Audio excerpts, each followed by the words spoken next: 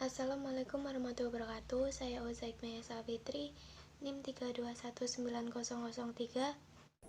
Perkenalkan, nama saya Geria Putra Nabawi, NIM 3219001. Saya Adinda Dia Astuti, NIM 3219004. Di sini kami dari kelompok 5 akan membahas bab 5 tentang kebudayaan. Menurut ilmu antropologi, kebudayaan adalah keseluruhan sistem gagasan, tindakan, dan hasil karya manusia dalam kehidupan masyarakat yang dijadikan milik dari manusia dengan belajar. Hal tersebut berarti hampir seluruh tindakan manusia adalah kebudayaan, karena sedikit tindakan manusia dalam kehidupan masyarakat yang tidak perlu dibiasakan dengan belajar, yaitu hanya beberapa tindakan naluri, beberapa tindakan refleks, dan beberapa tindakan proses fisiologi. Definisi yang menganggap bahwa kebudayaan dan tindakan kebudayaan itu adalah segala tindakan yang harus dibiasakan oleh manusia dengan belajar. Dua orang sarjana antropologi pernah mengumpulkan sebanyak mungkin definisi tentang kebudayaan yang pernah dinyatakan orang dalam tulisan. Dan ternyata bahwa ada paling sedikit 160 buah definisi. 160 buah definisi itu kemudian mereka analisis, dicari latar belakangnya, prinsip dan intinya, kemudian diklasifikasikan ke dalam beberapa tipe definisi. Yang pertama ada kebudayaan atau kultur dan peradaban. Ada sarjana lain yang mengupas kata budaya. Mereka membedakan budaya dan kebudayaan. Budaya adalah daya dan budi yang berupa cipta, karsa, dan rasa. Sedangkan kebudayaan adalah hasil dari cipta, karsa, dan rasa itu. Dalam istilah antropologi budaya, perbedaan itu ditiadakan. Kata kultur merupakan kata asing yang sama artinya dengan kebudayaan. Di samping istilah kebudayaan, ada pula istilah peradaban. Istilah peradaban ini sering juga dipakai untuk menyebut suatu kebudayaan yang mempunyai sistem teknologi, ilmu pengetahuan, seni bangunan, seni rupa, dan sistem kenegaraan dari masyarakat kota yang maju dan kompleks. Nomor 2, sifat superorganik dari kebudayaan. Kecepatan perkembangan kebudayaan yang sudah menjadi beberapa ratus kali lipat. Apabila proses evolusi dan perkembangan kebudayaan manusia itu kita bandingkan dengan evolusi organismenya dengan cara menggambar dua garis grafik yang sejajar, maka akan tampak bahwa untuk waktu hanya 2 juta tahun kedua garis itu sejajar, artinya sama cepatnya.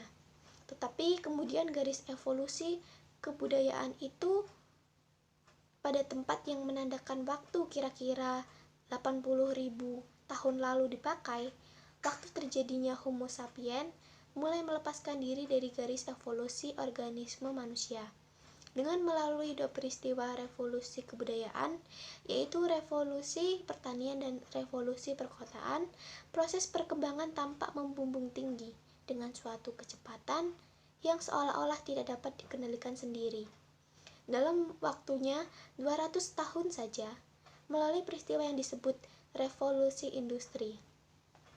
Proses perkembangan kebudayaan yang seolah-olah melepaskan diri dari evolusi organik dan terbang sendiri membumbung tinggi ini merupakan proses yang oleh ahli antropologi, oleh Alcrober, disebut proses perkembangan superorganik dari kebudayaan.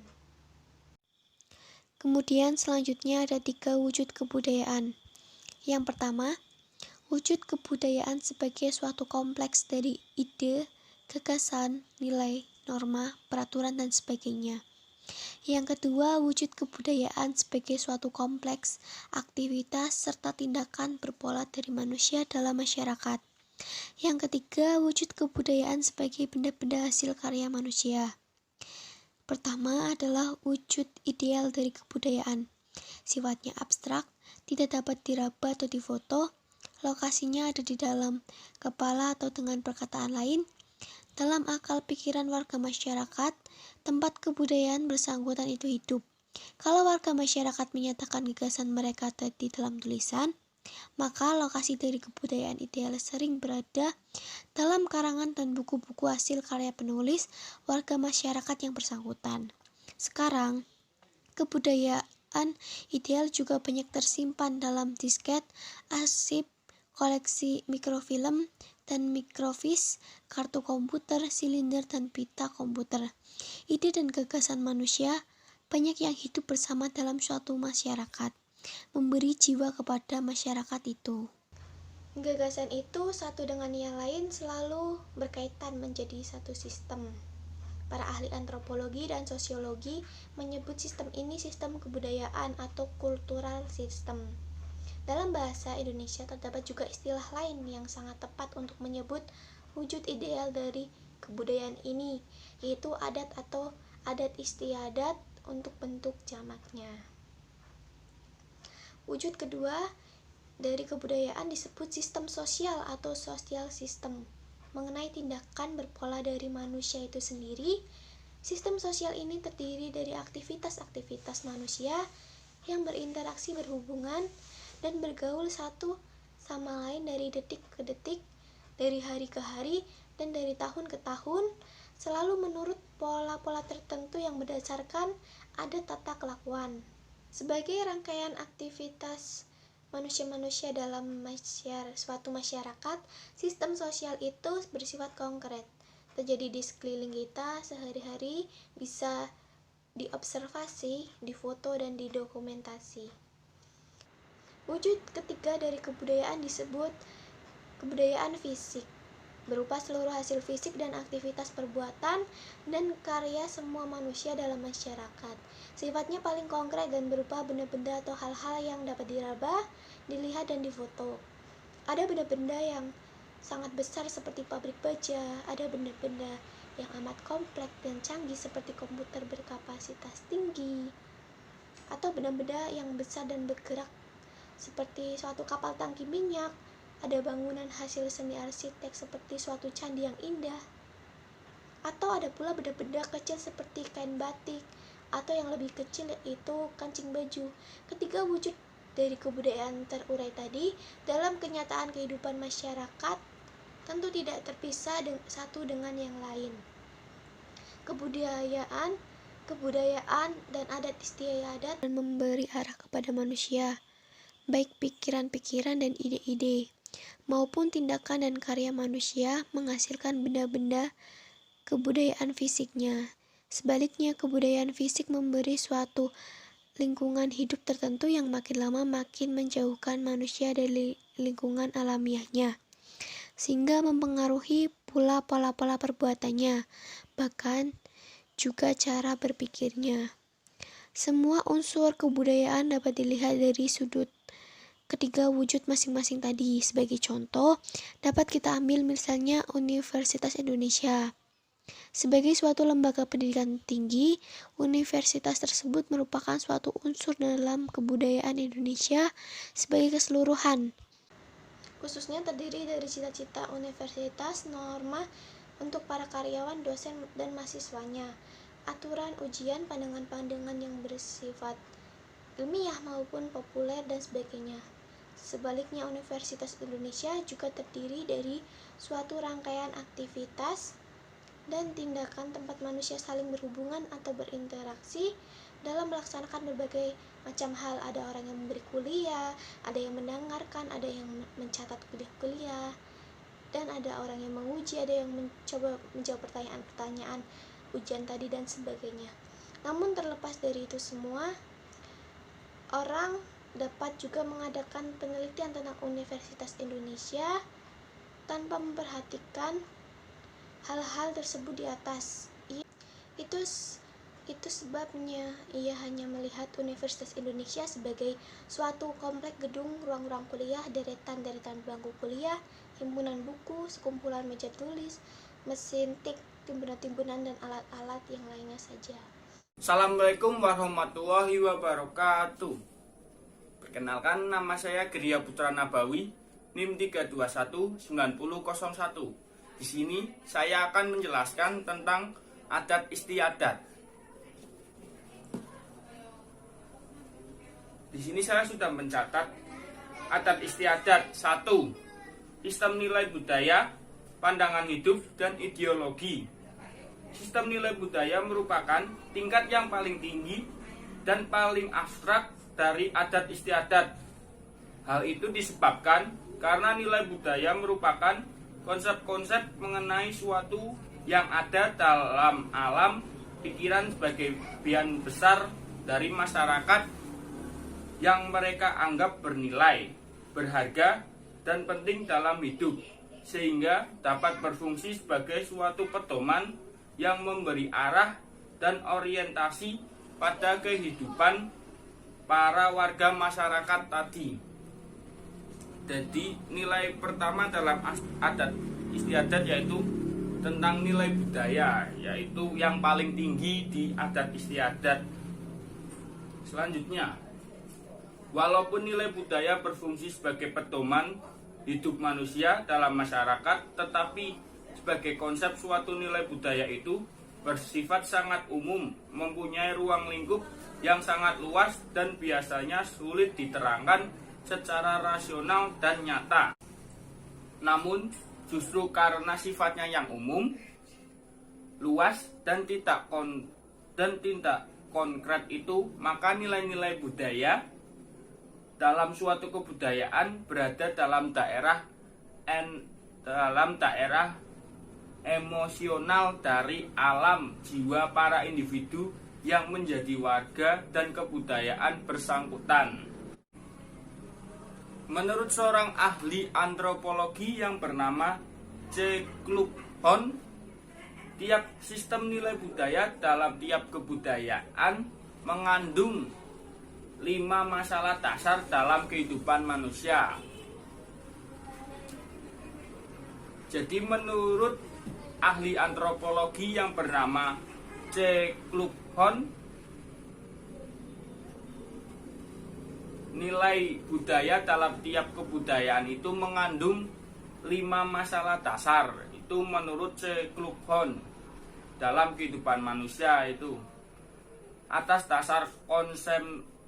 dasar konsepsi itu bersama dengan istrinya, yaitu dengan V.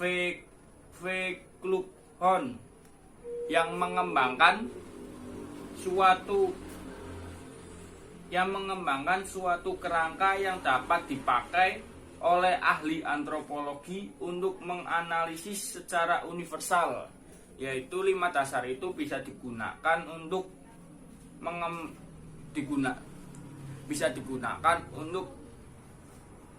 menganalisis secara universal setiap versi dalam sistem nilai budaya. Semua macam kebudayaan yang terdapat di dunia. Menurut C. Kluk Hon, kelima masalah dasar dalam kehidupan manusia yang menjadi landasan bagi kerangka variasi sistem nilai budaya adalah 1.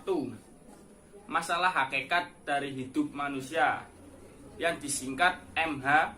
2. Masalah hakikat dari karya manusia yang disingkat MK.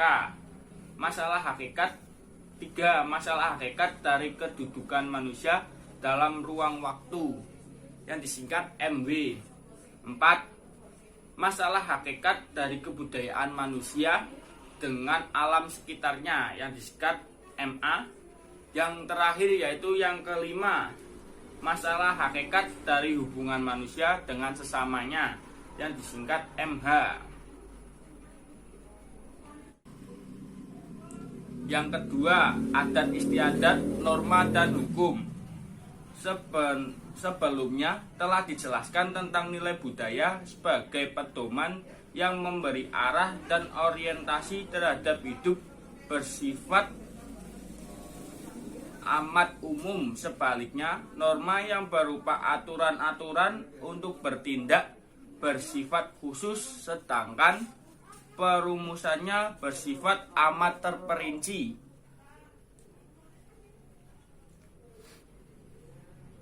Amat terperinci, jelas, tegas. Kalau terlampau umum dan luas ruang lingkupnya, serta terlampau serta terlampau kabur perumusannya, maka norma tersebut tidak dapat mengatur tindakan individu dan membingungkan individu bersangkutan mengenai prosedur dan cara pelaksanaan suatu tindakan. Selanjutnya, norma dalam rangka suatu pranata dan supranatanya sudah tentu erat berkaitan satu sama lain dan juga karena merupakan suatu sistem yang berintegrasi. Selain itu, norma-norma dalam suatu pranata sudah tentu juga berkaitan dengan norma-norma dalam pranata-pranata lain yang berdekatan menjadi sistem-sistem yang lebih luas. Sistem-sistem yang lebih luas itu dapat kita unsur-unsur kebudayaan universal, dan mengenai konsep itu akan diuraikan lebih khusus dalam subbab selanjutnya. Para ahli ilmu sosial juga telah mengobservasi bahwa para warga masyarakat menganggap sebuah norma yang mengatur dan menata tindakan mereka itu tidak sama beratnya. Ada norma yang sangat berat, sehingga apabila terjadi pelanggaran terhadap norma seperti itu akan ada akibat yang panjang. Para pelanggar yang dituntut diadili dan dihukum. Sebaliknya, ada juga norma yang dianggap kurang berat, sehingga apabila dilanggar tidak akan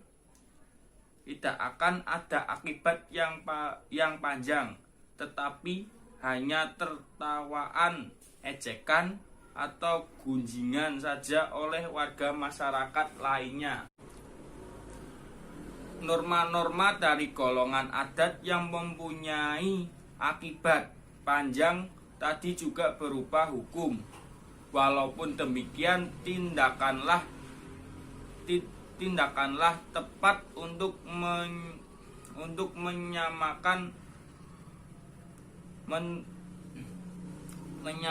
mores menurut konspirasi Summer itu dengan hukum, karena menurut Summer norma-norma yang mengatur upacara-upacara suci tertentu juga termasuk mores. Mengenai perbedaan antara adat dan hukum adat, atau mengenai ciri-ciri dasar dari hukum dan hukum adat, memang sudah sejak lama menjadi buah pemikiran para ahli antropologi. Mereka dapat kita bagi dalam golongan. Golongan pertama beranggapan bahwa tidak ada aktivitas hukum dalam masyarakat yang tidak bernegara, seperti masyarakat kelompok berburu dan meramu, masyarakat peladang yang tidak mengenal dunia lain di luar desa mereka. Anggapan itu terutama disebabkan karena para ahli menyempitkan definisi mereka tentang hukum hanya pada aktivitas-aktivitas hukum dalam masyarakat yang bernegara. Golongan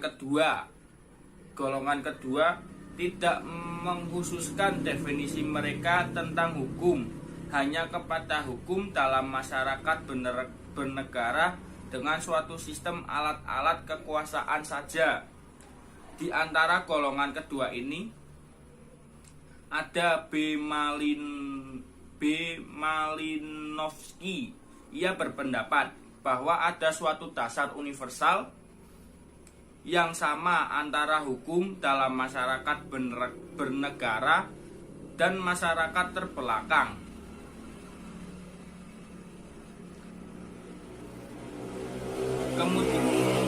Kemudian berdasarkan atas pengetahuan yang komparatif tentang beragam masyarakat dan kebudayaan tersebut di muka bumi. Ia mengajukan konsepsinya tentang dasar dari hukum pada umumnya.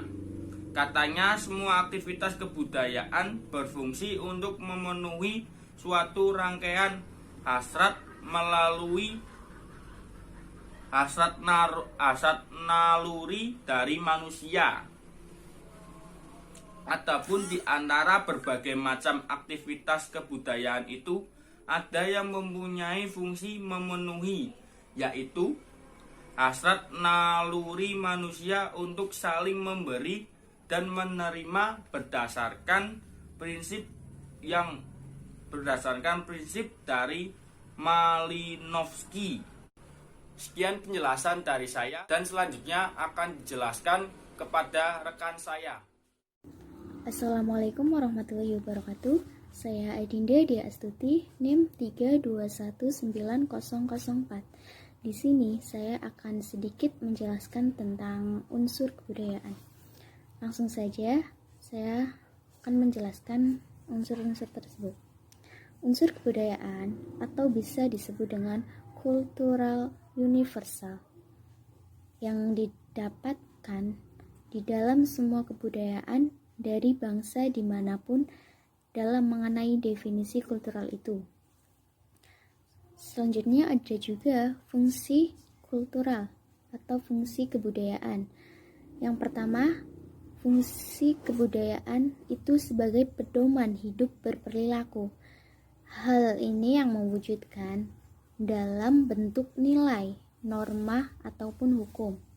Yang kedua, kebudayaan juga berfungsi sebagai alat atau media yang membantu hidup manusia yang mewujudkan dalam pedoman teknologi. Yang ketiga, kebudayaan juga dapat berfungsi sebagai contoh atau sebagai kontrol sosial atau tata tertib bagi masyarakat. Ada beberapa pandangan diantaranya pada sarjana antropologi itu mengenai alasan yang diuraikan oleh Kulkon dalam sebuah karangan yang berjudul Universal Categories of Culture. Penulis berpendapat bahwa ada 7 unsur yang dapat ditemukan pada semua bangsa di dunia. Ketujuh unsur itu sebagai berikut. Yang pertama ada bahasa, yang kedua sistem pengetahuan, yang ketiga organisasi sosial, yang keempat sistem peralatan hidup dan teknologi, yang kelima sistem mata pencarian hidup, yang ketujuh sistem religi, dan yang terakhir kesenian. Demikian dari contoh sistem sosial, saya ambil dari contoh sistem ekonomi. Misalnya, mempunyai wujud sebagai konsep, rencana, atau kebiasaan, adat istiadat, dan lain-lain yang berhubungan dengan ekonomi. Kemudian juga sistem religi. Misalnya, mempunyai wujud sebagai sistem keyakinan dan gagasan tentang Tuhan, dewa, roh, neraka, surga, dan sebagainya. Itu termasuk dalam sistem religi.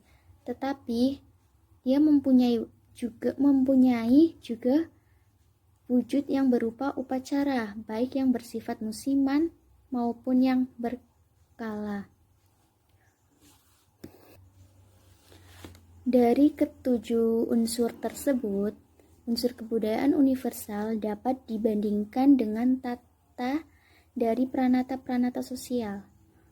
Itu mungkin penjelasan dari unsur kebudayaan. Ada juga yang termasuk unsur kebudayaan itu mengenai konsep atau mengenai dari beberapa fungsi yang dapat kita lakukan dalam sehari-hari. Misalnya, kita memiliki alat komunikasi itu berguna bagi kita karena alat komunikasi itu sangat penting bagi orang yang memerlukannya. Selanjutnya juga contoh dari kebudayaan juga bersifat kontrol atau bisa tertib bagi masyarakat. Jadi itu contoh dari sifat kontrol sosial itu bisa dipahami bahwa manusia itu sangat memerlukan alat media atau alat lainnya untuk bisa digunakan bagi masyarakat. Mungkin itu sedikit dari unsur kebudayaan. Selanjutnya juga ada integrasi kebudayaan. Integrasi kebudayaan yaitu ada metode holistik, ada fungsi dan unsur kebudayaan, ada juga fokus kebudayaan, terus etos kebudayaan dan kepribadian umum. Di sini metodologi holistik dari integrasi kebudayaan. Jadi ada seorang sarjana antropologi yang tidak hanya bertugas untuk menganalisis kebudayaan. Dengan mengetahui berbagai cara dalam merincinya ke dalam unsur-unsur kecil, dan dia mempelajari unsur itu secara detail. Dalam perkataan lain, ia harus paham akan masalah integrasi dari unsur-unsur tersebut. Dari metode holistik ada juga fungsi unsur kebudayaan. Dengan cara meneliti unsur kebudayaan ini, istilah fungsi dapat dipakai dalam bahasa sehari-hari maupun dalam bahasa ilmiah dengan arti yang berbeda. Sarjana antropologi di sini yang bernama Sipto pernah mendapatkan bahwa karangan ilmiah ada 3 pemakaian kata fungsi, yaitu menerangkan fungsi itu sebagai hubungan antara suatu hal dengan suatu tujuan tertentu. Misalnya, mobil mempunyai fungsi sebagai alat untuk mengangkut orang atau benda atau barang yang dari satu tempat ke tempat lain. Yang kedua ada juga yang menerangkan fungsi itu ada kaitannya antara satu hal dengan hal yang lain. Misalnya, kalau nilai dari satu hal itu X, itu berubah, maka nilai dari hal lain yang ditentukan oleh X tadi juga berubah. Ada juga yang menerangkan bahwa hubungan yang terjadi antara satu hal dengan hal-hal lain dalam suatu sistem yang berintegrasi. Selanjutnya ada fokus kebudayaan. Fokus kebudayaan dalam kebudayaan itu mempunyai unsur kebudayaan yang merupakan suatu kebudayaan sehingga digemari oleh berbagai warga masyarakat. Dengan demikian mendominasi banyak aktivitas atau peranata lain dalam kehidupan masyarakat. Contoh unsur kebudayaan yang dominan itu misalnya kesenian dalam bermasyarakat, orang Bali, gerakan kebatinan dan mistik dalam kebudayaan, dan lain sebagainya. Itu merupakan suatu kebudayaan dalam masyarakat. Selanjutnya, etos kebudayaan. Suatu kebudayaan sering memancarkan keluar suatu watak khas tertentu yang tampak. Watak khas itu dalam ilmu antropologi disebut dengan etos, yang sering tampak pada gaya tingkah laku warga masyarakat dan sebagai benda budaya hasil karya mereka. Dalam ilmu antropologi, itu penelitian-penelitian mengenai watak kebudayaan seperti itu walaupun telah lama ada mula-mulanya yang hanya dijalankan secara sadar dan seseorang sarjana antropologi. Di sini dalam etos kebudayaan itu kan memiliki sifat watak dari misalnya contoh dari kebahasaan, dari bahasa yang tampak khas itu contohnya saya ambil dari bahasa Pekalongan. Dari bahasa Pekalongan itu mencerminkan bahasa yang khas. Contohnya dari kata coe. Mungkin kita sering mendengar, tapi tidak semua orang itu mengerti arti coe itu. Bahwasanya arti coe itu ya berarti kayaknya. Mungkin itu sebagian dari contoh watak khas kebudayaan masyarakat. Selanjutnya ada kepribadian umum. Kepribadian umum itu Selanjutnya ada kepribadian umum.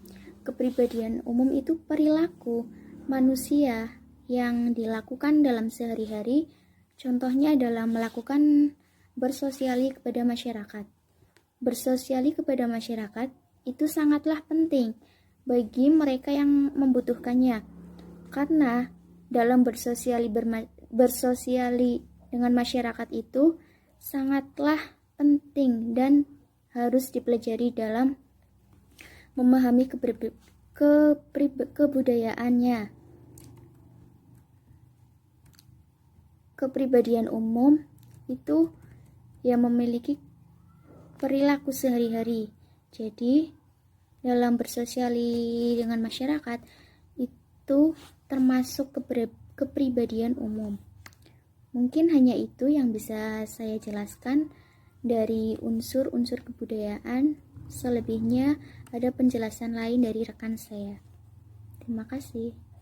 Ini saya akan menjelaskan tentang kebudayaan dan kerangka teori tindakan. Definisi mengenai kebudayaan dan uraian selanjutnya yang termaksud dalam bab ini mengandung beberapa pengertian penting, yaitu bahwa kebudayaan hanya ada pada makhluk manusia. Kebudayaan mula-mula hanya merupakan suatu aspek dari proses evolusi manusia, tetapi yang kemudian menyebabkan bahwa ia dapat lepas dari alam kehidupan makhluk primata yang lain. Kebudayaan akhir-akhir ini seolah-olah berkembang menjadi suatu gejala yang superorganik. Walaupun demikian, karena kebudayaan yang berwujud gagasan dan tingkah laku manusia itu keluar dari otak dan tubuhnya, maka kebudayaan ini tetap berakar dalam sistem organik manusia. Selain itu, kebudayaan tidak lepas dari kepribadian individu melalui suatu proses belajar yang panjang menjadi milik dari masing-masing individu. Warga masyarakat individu pasti juga mempunyai pengaruh terhadap perkembangan kebudayaan itu dalam keseluruhannya.